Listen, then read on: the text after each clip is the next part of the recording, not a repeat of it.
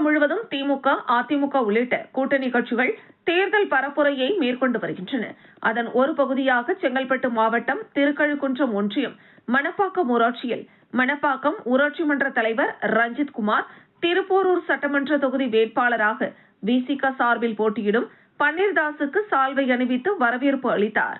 ஊராட்சியில் இந்தியா கூட்டணி கட்சி நிர்வாகிகள் வேட்பாளர் பன்னீர்தாசுக்கு உற்சாக வரவேற்பு அளித்தனர்.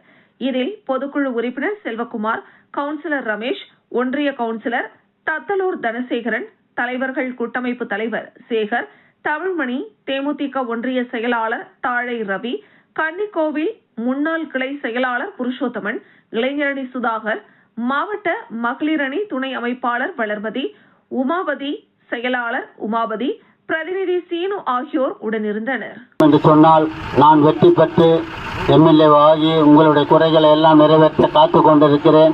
உங்களுடைய தேவைகள் எல்லாம் செய்ய காத்து கொண்டிருக்கிறேன்.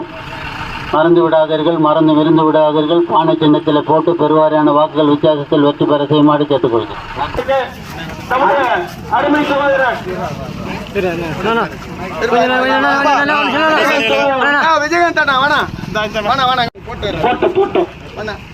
மைக் அண்ணன் கிட்ட கூட